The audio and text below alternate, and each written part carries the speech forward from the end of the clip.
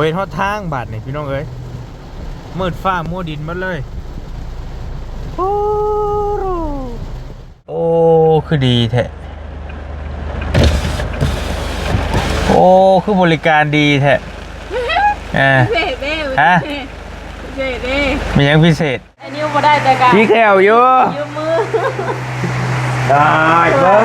ไอ้ชี้แขวอยู่กันยังวะว่าสามารถเล่าเต็มปากได้เลยว่าแล้วพี่น้องเสร็จสมบูรณ์บาดนี้เนาะขั้นตอนโบกหรือว่าสาบบ้านเฮาสาบเนาะกะโหลเนี่ยมันสีขาวกะโหลพื้นนี่เนาะเป็นเพื่อนสะพายเพื่อนสายฟ้าโอเคสะอาดสีเฮือนนี่เด้นี่สีควันบุรีรวมโบกนี่พอเราเอาน้ำ12,000ก็ยังเหลืออยู่ 7,000 บาทนี่เอาเงินบาทมาให้เรา1 2 3 4 5 6 7อ่ะงั้นเราได้พอสร้างเงินบาทว่าจะได้เงินบาทเอาไปให้ยังเงินบาทนี่บ่แก้วพอไปบัดนี้ให้ได้อยู่ดีไม่แห้งความเจ็บบ่ให้ได้ความไผ่บ่ให้มีปรารถนาสิ่งใดขอให้ได้สิ่งนั้นสมความมุ่งมั่นปรารถนา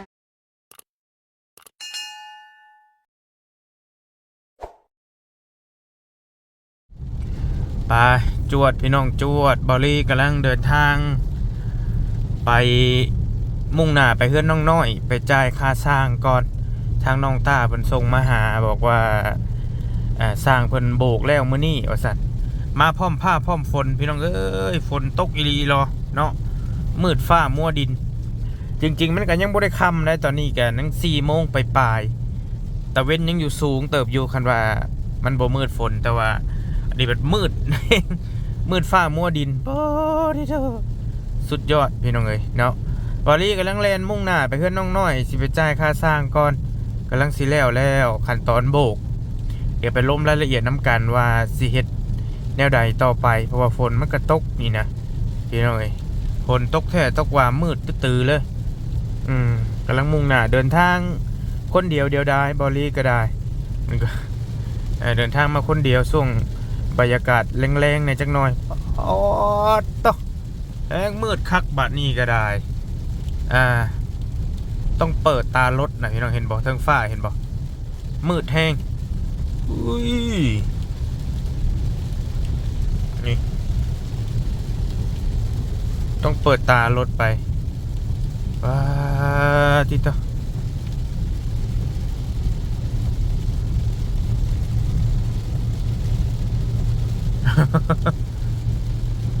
แบบเทิงฟ้าต่ำลงนะมืดแห้งเลยเห็นป่ะถามว่าอากาศดีป่ะอากาศดีพี่น้องเอ้ยเนาะอากาศดีนอนเว้นแต่สิคัก แต่สินอนหลายกับบ่ได้บ่ไหวพี่น้องเห็นเนาะกำลังมุ่งหน้าไปเด้อพี่น้องเด้อโอ้ยมืดฟ้ามัวดิน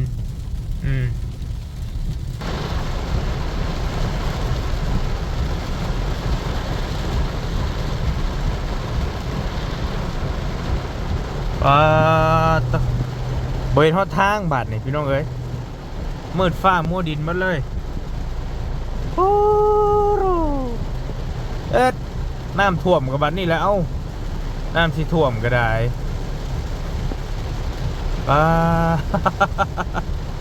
ตกกระแทกว่ะเย็บพี่น้องเย็บ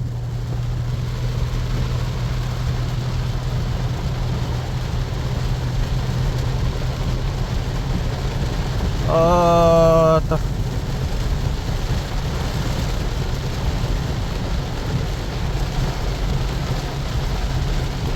พายุเข้าเนาะ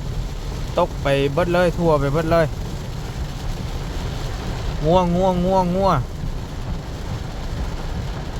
พระเจ้าเลี้ยงงัวเลี้ยงควายนี่แลนบดีกันเรียบร้อยแล้วนี่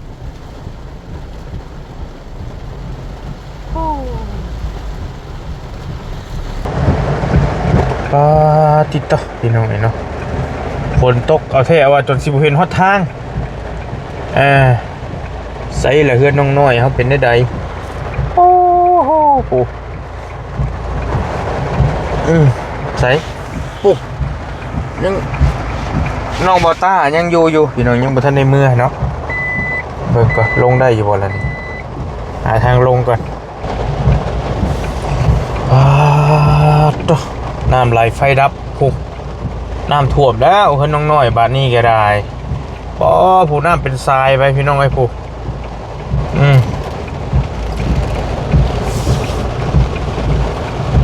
อุ้ยโอ้จะคนเนี้ยไปเท่าไรบาท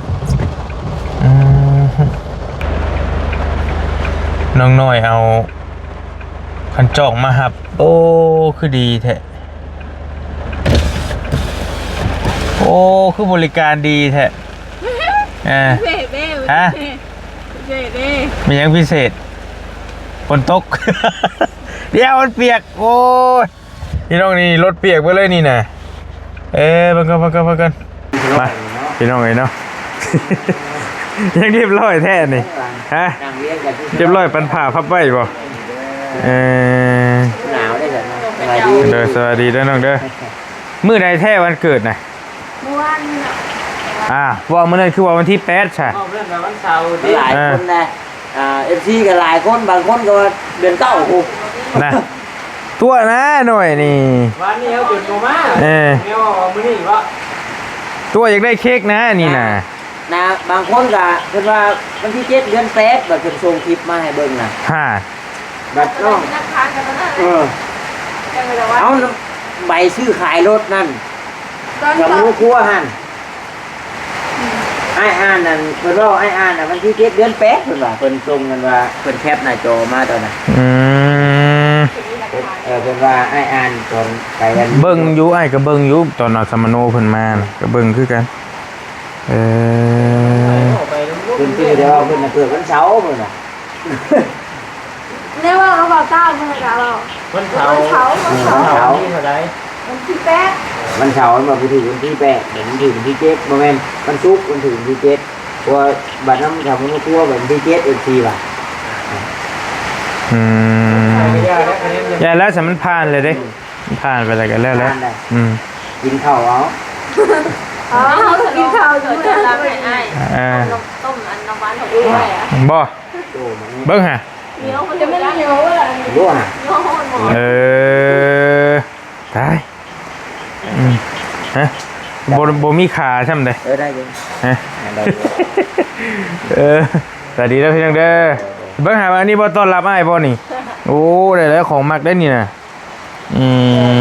โอ้เหนียวก็คือว่านี่เอามันแปลงมันแข็งเนาะบ่เวียดมาปากมาไว้บ่เกี่ยวเดือกกันบ่มีน้ำรอเกี่ยวดิเนาะได้ถีบกันลงพุ่นแล้วเนาะมันคาคอเนาะเอาว่าใส่ถ้วยมาเบิ่งดูใส่ถ้วยมาเบิ่งดูสิชิมนี่ใส่ถ้วยมาเบิ่งใส่ถ้วยมาเบิ่งสูตรนี้โดยเฉพาะได้นี่น่ะบ่ตายตรงปรุงมันผกอะไรไผ่ชิลูกไผ่เห็ดเนี่ยเอาหนึ่งวันน้อยนะช่วยบ่ต้องไล่ล่ะบ่ต้องไล่โอเคไล่กินเบิดครอบครัวคือครับใช่ว่าบ่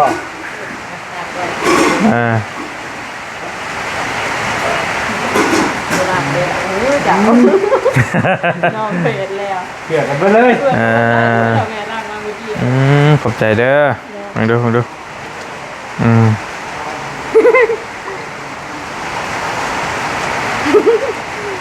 มาพี่น้องฉลองวันเกิดน้องน้อยเนาะเด็กเกลือปลาเลย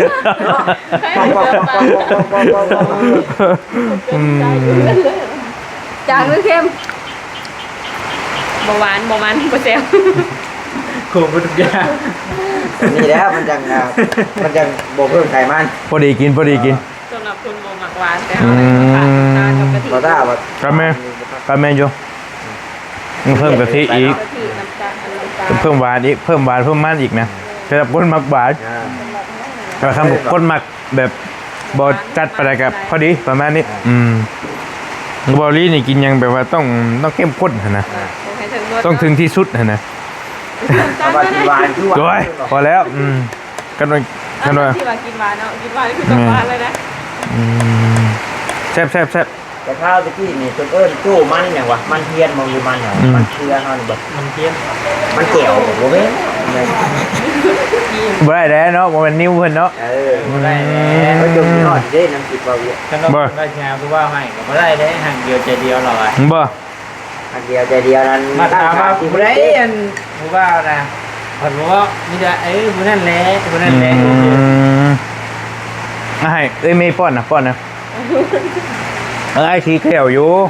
บ่กีบแล้ว บ่อยากให้ป้อนนี่นะน้ำคลิปอ้ายนี่มันบ่เห็นนี่ คำยังไงคำยังไง ไอ้สีเขียวอยู่ เอ็ม เลย เอ็ม ไปป้อนแทนไอ้นิ้วบ่ได้แต่กัน สีเขียวอยู่ ยืมมือ ได้เบิ่ง ไอ้สีเขียวอยู่กันยังวะ เออนะ เอาแล้วหมอดิ รับตา เคินจะได้ผู้หญิงน้ำกันที่เคินแบบไรเอกก็เคินอะไรนี่ เป็นอะไรนี่ เอาบ่คืออันนิ้วป้อน ไอ้ไม่เห็นได้ ได้ เอาตาไปแล้วเขาผู้ดังไป เออ อันดูบอลอันกี่ป่ะ เนี่ยน้องไอเลยเหรอไอเลยเนาะ เป็นในรถละ เสียพี่ก็ แซ่บมันได้อยู่มันได้แล้วแต่ว่าสำหรับบอลลี่นี่ต้องข้นกว่านี้แต่เรื่องแซ่บนะแซ่บบ่แม่นว่าบ่แซ่บแม่ น้ำตาลเฮาบ่ฮอดโลครึ่งโล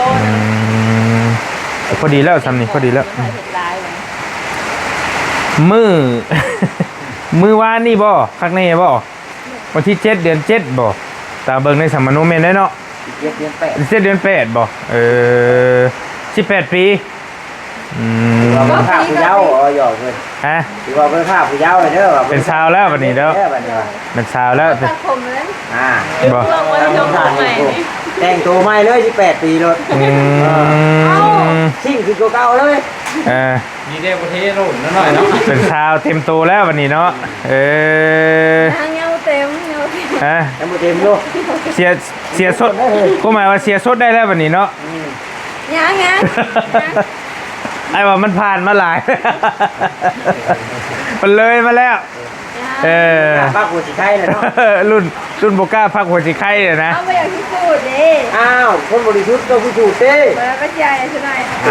ชนายผู้บ่าวสมัครหลายคนตา บอกกลุ่มกันคุณคือนั่นตอมนี่เนาะ น้ำถ่วมมันเลยโขก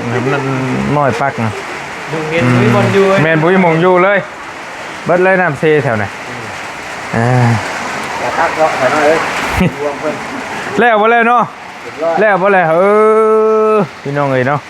ขั้นตอนโบกเฮาเกี่ยงมิลลินบัดนี่พาตัวนี้เป็นพาชุดท้ายบ่นี่เราเห็ดนี่ ใช่ว่าสามารถว่าเต็มปากได้เลยว่าแล้ว แล้วพี่น้องเสร็จสมบูรณ์บัดนี้เนาะขั้นตอนโบกหรือว่าสาบบ้านเฮาสาบแต่เอาว่ากระบะกับพ่อแล้วเที่ยวมานอนถ้าว่าใช้ประตูก็ไม่หอห้องเลยพอได้ไหวเครื่อง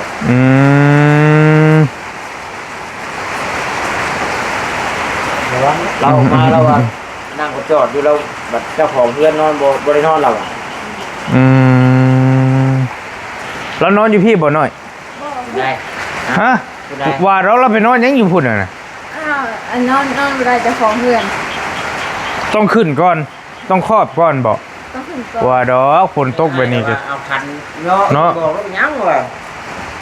โอกระบะแล้วเนาะนั่งก็จอดเด้อ ฝนตกไปนี่ก็บ่ว่าตีก็สิให้เรานอนอยู่พุ่นมื้อแรงเราก็สินอนอยู่พุ่นบ่ก็บ่ว่าเราสิ นอนอยู่ เป็นพวกน้องอยู่บ้านอยู่ตรงเนาะ บ่อันใดก็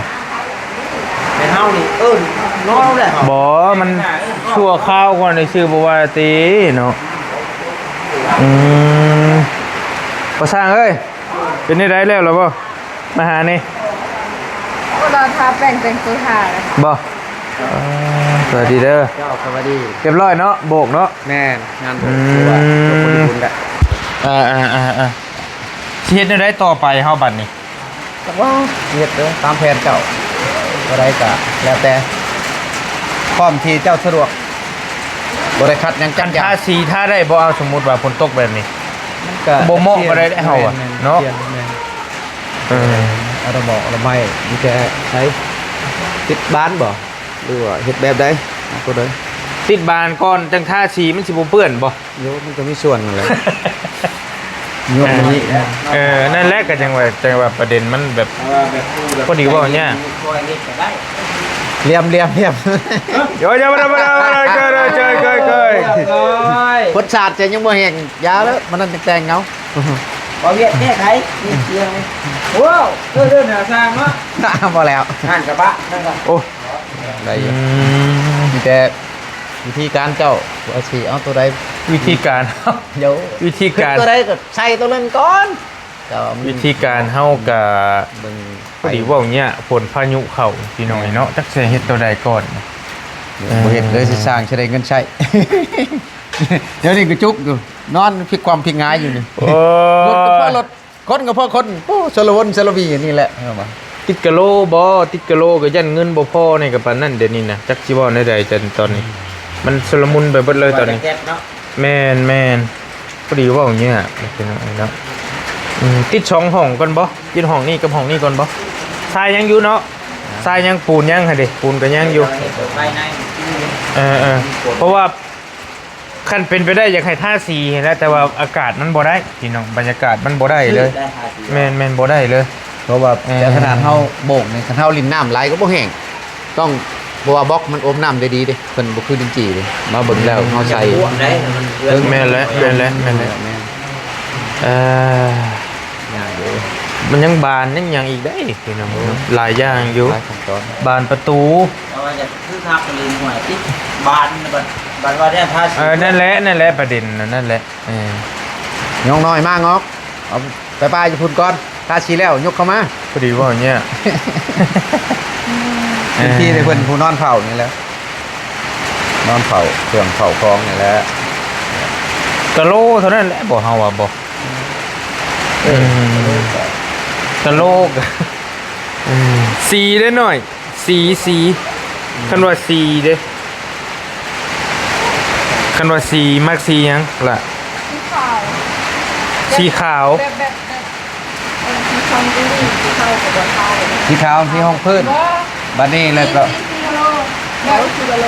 แบบเรือสะพานนะสีขาวอย่างนี้สีขาว เดี๋ยวตัวเจ้าชื่ออย่างเงี้ยบอดี้ตัว มัก เจ้า สีขาวเนาะกะโลเนี่ยมักสีขาวกะโลพื้นนี่เนาะ แบบเรือสะพาน เพื่อนสายฟ้าโอเคสะอาดสีเฮือนนี่เด้นี่ สีทองบุรี สีควันบุรี ทางในได้ใช่แต่ชี้แบบแดงทางในเอาแค่ว่าเจ้าก็ได้ช่องชี้แต่ชี้ ข้างในเอาสีหยัง ชมพู สีชมพู โอ้เป็นได้บอดี้สีชมพูป่ะพอสร้างยังงง ตัวสีขาวมันอยู่ที่คนหมักเฮือนเฮ็ดเฮือนตามใจผู้อยู่ผูกอูตามใจผู้นอนแม่นบอกเขาใช่ แม่น ถูกแล้ว แต่ว่าคันสีชมพูนี่ไอ้วะมันก็เนาะแบบหนึงอยู่อกโลกอยู่หั่นน่ะ มันเจ็บ แต่ว่าหมักไฟหมักมันแบบได้บอดี้ กันแล้วแต่เจ้า หมักแบบได้ป่ะแม่นบอชีคือคันจอมคน เอาแบบนั้นแล้ว คนสิมีความหักแหล้คนเด็กได้สีชมพูนี่ ย่างฉันทาสีติดกาหัวใจใส่เต็มมัดห้องเจ้าแล้ว แบบคิกคุอันนู้นนี่บ่คนกำลังมีความหักแบบว่าไอ้หยังก็ แบบไอ้คิตตี้บ่ว่าเขาจะการ์ตูนกับคิตตี้คิตต้าไปนะ เนี่ย คันว่าสีชมพูเบดเลยทางในนี่ไอ้ว่ามีอยู่พ่อแม่เจ้าก็สิบ่เห็นน้ำนี่มันสิบ่คักเอาเป็นสีขาวซะไปไอ้แนะนำไป หรือว่าจะเฮ็ดแบบเพื่อนภายนอกแบบไม่ต้องนุ่งมักสีใดผ้าสีนั่นสมมุติ เป็นไปได้บ่เบาลี โอ้ยเนาะ เพื่อนต้องนุ่งสีให้สีมันเลยละ ไปเรียกว่าหอมเจ้ายังทีบัวบัดทางนอกกับหอมป้าที่ทะเลค่ะ มีแต่ทาเองเท่านั้นเลยเนาะ คันสีขาวเบดเลยนี่มันสิสว่างเฮือนน่ะ นะเปิด ข้างในนี่คือสีขาว เพื่อนใจผ้ากับสีขาวหมด แม่นสีขาวที่โอเคกว่าไอ้มัน ขาวกับขาวอ่อนเนาะ ขาวก็ได้ ทำไม แต่ก่อนอ้ายก็เคยพูดสีมืดนี่แหละมันจังบ่เพื่อนเดี๋ยวนี้คิดใหม่แล้วเดี๋ยวนี้บ่ได้ยามถ่ายคลิปก็บ่งาม ได้เท่าไหร่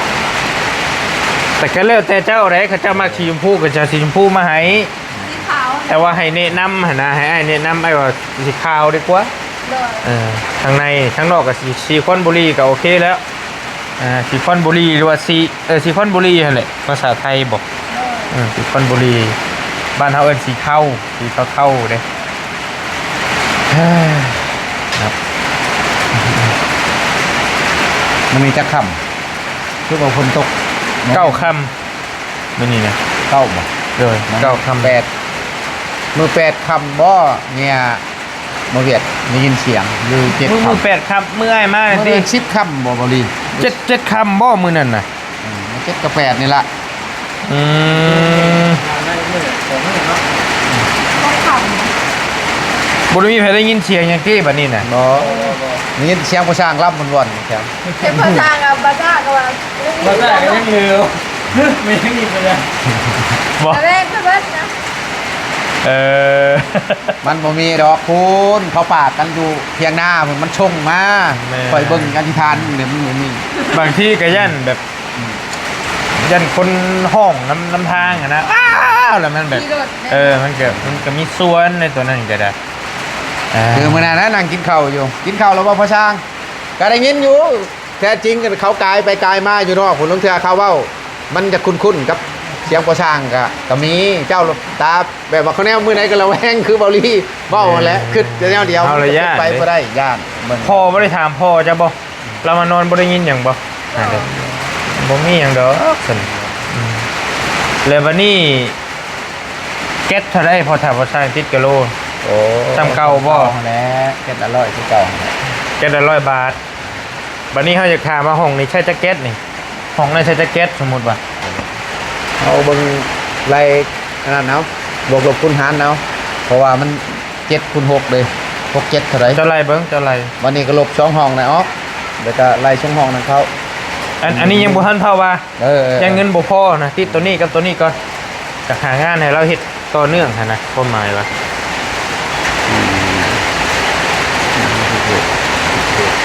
ไล่เบิ่งเพื่อข้างเพื่อหยังมันเอาประมาณ30ก่อน 30 แก๊ส นะต้องสองมันมีผ้าข้างบ่ใส่บ่ผ้าข้างนั่นเนาะใส่บ่ มันก็ต้องขึ้นแน่แล้วเนาะ ถึงขาหนึงเนาะคือมันจะผ่านบ่ จักอยู่บ่ติดขึ้นข้างมันน่ะ เอาขึ้นพี่บ่ขึ้นเพียงเจ้าพี่สบาย เจ๊จ้าไม่เท่หัวนะ คันว่าให้ค่ากะดีนะ2ขึ้น2 เป็น2มันต้องไปเพิ่มอีก แม่ 40แก๊สจะพอหรือบ่ของละ เอา30เนาะเอา30ก่อนแล้วจะค่อยว่ากัน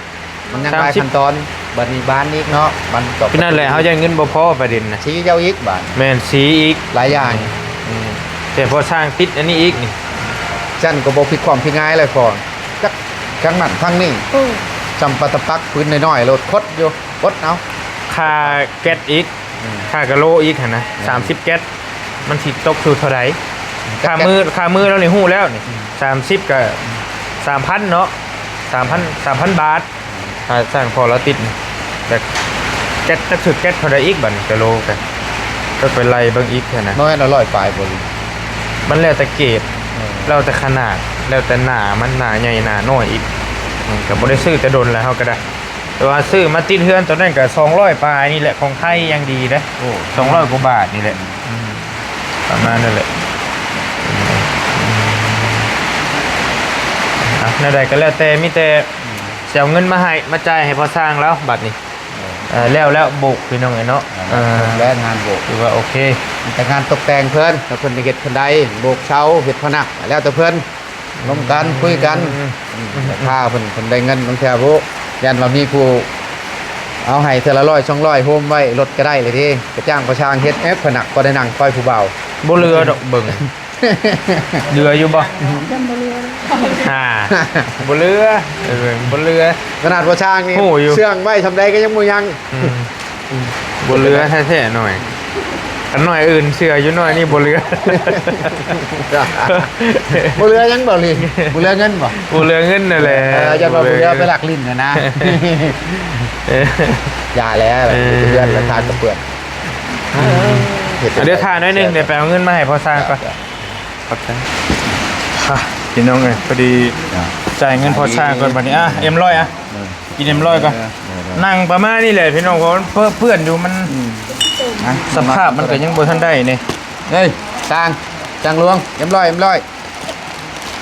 นะ ไปแบ่งกันแบ่งให้ฮุบไปให้เขาเอ้ยมีอย่างไรแล้วก็ฮุบมาพี่นี่ ปุ๊บกองไว้ฮะลุกกันเอ็มให้กินนี่นอกกินบ่ได้บ่ตะเอาเติมพลังเจ้าน่ะได้ขนมให้ไอ้เวียดนี่ขนม เอ้ามันเพิ่นกินอีกเด้อ เดี๋ยว มันเป็นเบาหวานได้อยู่ หน่อยเด้พอเอาที่เป็นเอารวมเจ้าของคนเนาะตู้กินน้ำกันได้ให้ไม่ตู้กินนี่กินน้ำกันแบ่งกันนั่นแหละแบ่งกันกินยังอีก โอ้ยถุงยางน่ะ โอ้คือสิลงเลขลงอย่างกันแท้ ว้าวนะข่อยท่าแป้งมึงบ่เห็นบอก บ่ คือม้อยนอน โอ้ บ่ชอบ 84นี่ ให้ แปดสี่ ของเจ้าเท่าไหร่เอ้า บ่เห็นเลขมันตันปึ๊ก บ่มีเจ้าเนาะ 150 150เอ็ม150 เด้อ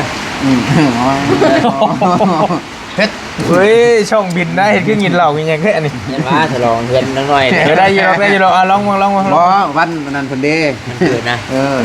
นี่ก็อีหยา ทดลอง มียังไงล่ะมียังไงล่ะโมนี่ ก็จะมี นี่เอาใช่นี่บ่ บ่เป็นหยังไงช่วงนี้เฮาพอนี่อยู่โอ้ยนะ พอไปพอมาอยู่บ่ บ่ไปบ่มาอยู่มื้ออื่นก็สิบ่ได้มา เดินบ่ได้มาว่าบ่มีน้ำมันรถว่ะ เอ ถ้า อ บ่สร้างเหตุการณ์ผู้เดียวก็สิปั้นให้ซะดอกอันนี้มันหลายคนเมียก็เบิ่งคลิปอยู่เอาไปดูแล้ว งานจริงบ่ได้ไผป่ะสิได้ก็ขอเพิ่นนั่นแล้ว เดี๋ยวมื้อหน้าจังสิเป็นลูกมือนำเด้อ แม่นได้อยู่มาโนแล้ว เอาเงินมาจ่ายพอสร้างก่อนพี่น้องมื้อนั้นบริจ่ายแล้ว5,000เราเบิก5,000รวมโบกนี่พอเราเอาน้ำ12,000ก็ยังเหลืออยู่ 7,000 บาทนี่เอาเงินบาทมาให้เรา1 2 3 4 5 6 7อ่ะงั้นน่ะเดี๋ยวพอสร้างเอาเงินบาทว่าอยากได้เงินบาท เด้อ เอาไปให้ยังเงินบาทนี่ โอ้เพราะว่าเฮาดาวสังกะสีเฮาไล่เป็นเงินบาทเด้เฮาได้เอาเงินบาทนั้นเอาเงินกีบเนี่ยเขาไล่700,000ปลาย700,000 รายเด็กคือ แม่นเพราะว่าเฮาถอดลงมาเท่าหน่อยนี่คะแนนเฮาสิได้ครับ แม่ก็เข้าใจอยู่ แม่นเฮาก็ยังอยู่ 6-7,000พอกัน ก็สิเบิดละ แม่นรุ่นลงมาเฮ็ดงานเลยรุ่นลงมาแล้วการโฮมได้เหลือจากซื้อข้าวซื้อน้ำก็จะได้จักนั่นแหละจะใช้รถบ่มีรถขี่ จัก จักรถจักนี่แหละ จักนี้ แม่นช่องชามล้านโหมันก็คันโฮมได้โฮมบ่ได้ก็หาไปนี่แหละถ้ามันจุกพุ่นแหละขี่น้ำลุงมาก่อนคันสินอนก็อีต้นลูกกับเมียเขาก็อยู่2คนเขาก็เป็นอะไรคันมีงานก็ดีอยู่ที่แล้วสบายฝนตกแห้งลำบากได้บ่ดีเมื่อนี่แข่งฝนอีก อืม มันว่าอากาศเฮาอยู่ดีมีแห้งนี่ใครอยู่ตากฝนก็ยันฝนผ้าอากาศคือบ่สบายอีกโอ้ยงานหนักอีกแล้วบอกว่านับคักแล้วบ่ได้นับได้บ่ลีเอ้ย นับรถเลยนะเบิ่งกันย้ำเกินหน้าก่อมัน ส น่ะ องโยสามสี่ห้าหกมันเท่าไหร่ว้ากายหรือว่าคือมาลายแท้บางไงครับไปรอหนึ่ง ถึงเจ้า สองสามสี่ห้าหกเจ็ดแปดเก้า10วะพอดีบอลลี่ขอบใจหลาย 7,000เนาะพอดีเลยโปรชิบาลี่ก็มีแต่เงินกีบแล้วก็ไปซื้อเงินบาทมาให้เราซื้อนี่ก็เจ้าก็ไล่สูงขึ้น เด้ มันเป็นนั้นน่ะดอก 70พุ่นบ่ ยัง 90 จักเพิ่นไล่เท่าไหร่4ล้าน8แสนไปปลายนี่แหละเออ คือว่าแข่งอยู่ได้ แม่ 40บาท ถ้าเขาเอาบาทไปแลกกีบมันก็ไล่อีกราคาหนึงถ้าเอากีบมาซื้อบาทนี่ราคาสิสูงขึ้นอีกใช่ไหมมันก็ ๆตัวพ่อนี่โยมากันยังสิได้แลกเงินแต่นากีบคือเก่าคันเฮาจำเป็นคันว่าเฮารักษาเฮามีแนวแบบว่าเฮาเงินเฮามีไส้นี่เฮาก็บ่จะแตกแล้วนี่มันบ่มีก็จำเป็นแล้วคันจะแบ่งกัน ก็เอาไว้ให้ฮักไว้ให้เวียนแหน่ให้เพิ่นใส่ใจายนมลูกนมเต้าเพิ่นมาละแล้วแต่เพิ่นเมืองของเพื่อนเพิ่นชาติไหนก็ดีสิจงค่าน้ำมันเที่ยวมาเฮ็ดเวียกในแน่นี่ บ่ทันได้แล้วว่าสิเบิ่งน้ำเจ้าก็โยกจ้างนี่มันยังว่าเที่ยวเบิ่งแต่เงินงานเฮ็ดอยู่เพราะว่าโอ้ผู้บ่เข้าใจแต่จริงเฮาจ่ายแต่ละมื้ออันนี้ขอโทษในสังคมหลายๆที่เบิ่งว่าเว้าหั่นแหละว่าช่างงานนี่ก็ เป็นมาอย่างหนึ่งเพื่อสิได้เฮ็ดคือแบบนี้แหละทำงานต่อเนื่องกับสาธุเฮาก็พอได้ใช้จ่ายพอได้ดึงครอบครัวพอได้เป็นพระเขา นี่เด้นะว่าเฮ็ดอย่างอื่นบ่ได้กันนี่นะอันตัวเฮาถามเจ้าน่ะบันไดนะคุยเพิ่น บันไดบ่นี่ เป็นกับเจ้าของคนที่จ้างนั่นแหละ เอ้าก็ทีนึงเราเบิ่งบางทีก็ บันไดทางขึ้น บันไดทางขึ้นนี่นะ ก่อทางเทและสิโบกเสาให้ว่าพอเพิ่นอยากได้อันทั้งโบกเสาพร้อม 3,000สิพอได้อยู่บ่บันไดเพิ่นเฮ็ดชุดได้ชุดไปพุ่น บันไดบอก เรือมันต่ำอยู่ลวงคือแล้วบ่ ตามเพิ่น แต่งเสาพ่อนติ แม่นโบกเบิกให้มากันก็สิกันให้กันว่าพร้อมยิงตามเงินคำหั่นแหละก่อนจะบอกไปก็อย่ามาคิด นี่แต่เอาตัวนั่นก่อนละกะโลนะติดกะโลก่อนแล้วก็ แม่น มันกะลายอยู่กันเพื่อนอีก แม่น สิให้เทกันเพื่อนอีกถ้าว่าพายุบ่นั่นเด้เทกันเพื่อนออก เดี๋ยวยังมีอยู่แล้วกัน แม่หลายอย่างอยู่พี่น้องเนาะมันก็โยกขึ้นนี่ก่อนมันยังบ่ได้สูงไปได้ได้อยู่แล้ว ให้น้องน้อยเต้กับผู้บ่าวขึ้นมาถึงเมืองไทยส่งกำลังใจมาให้เทมือละเม็ด2 เม็ดไปทางขึ้นกันได โอนนี่โอนเงินไม่ค่อยในเท่า เห็นบ่ ไม่มีเลย บ่คันเว้าถูกใจแหละมาให้ประชางซื้อรถเที่ยวมาเฮ็ดเฮือนให้ข่อยก่อนเจ้าก็เว้าแหละประชางบ่มีรถเอ้าเจ้าก็ตัวบ่ได้บ่ ปานาโยเขาก็บ้านแล้วเพื่อหาไปช่วย ว้าว ไอ้น้องไอ้ตัวว้าวได้ เงินนะ เจ้าข่อยตัวบ่เป็นแล้วเลยข่อยเฒ่าเลยเจ้าคะแนนยังสาวอยู่บ่ได้เนาะลูก เริ่มน้อยเริ่มของกันอยู่น้อยมันน่ะบ่ได้เด้อตัวคนบาปได้ ยาซะเอาแล้วแต่ ให้ เพิ่น เขาบรรจาทำเนาะ โอ้ยเอา มันจำเป็นเลยเนาะเฮ็ดได้ จำเป็น เห็นบ่ฉันแล้วคนจะปุ้นทองปุ้นคำน่ะ บอกว่าผมบ่ได้หัวให้ มัน ได้ จำ แหละ เป็นเด้ นั่นแหละ แซวกันยากมากแพงเนาะ แม่น ผู้ใดก็ยาก อยู่ยากเด้หาเงินยากหลายจับปืนเข้าไปงานทอง โอ้ บ่ได้ใช่ครับ แล้วซาด ควมอยู่รอดนะแต่ว่าอยากได้ทางที่มันโมเมนต์บาด บ่ได้ครับเอาไปมา ตั้งที่ดีนี่บ่แพ้ความดีเนาะเบาลีเนาะ โดเนี่ยมัน น้ำใส่ตกน้ำก็บ่ไหลตกไฟก็บ่ไหม้ นี่ ไป นั่นเพิ่นสิว่าจะได้ของเพิ่นมาเป็นคงโต บ่ได้ บ่เจริญเนาะ นั่นแหละแต่นั่นแล้วขอบใจหลายๆเด้อพ่อช่างเด้อ ขอบใจหลาย จะได้ก็ได้ ๆคนห้วยเนี่ยพ่อช่างก็แข่งคนนั่นแหละตลอดเงินแหละ มีแต่แค่ว่านั่นก็ ตัวใดเจ้า มื้อหน้า ให้ดำเนินการต่อแหละคือว่าพ่อช่างนี่เครื่องบ่ได้คือเมื่อมีแต่มีหยังแต่พ่อช่าง ติดกะโลก็ติดกะโล2ห้อง วันเด้อ ถ่าก็เพราะว่ามันสิเฮ็ดภายนอกบ่ได้หรือว่าถ้าว่าเจ้าว่างก็เจ้ามาคัดอันนี้ถ่าก็ได้ถ้าจะมีเวลานี่ตัวนี้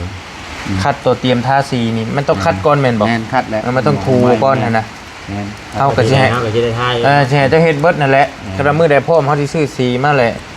มายำเลยหั่นนะ เลย ประมาณนั้นแหละ คันว่ามันแดดนี่จะ2-3 มื้อมันจะ แม่ ติด แม่ อยู่วันนี้มันยังคืนบ่ได้อยู่ซุ่มอยู่ ที่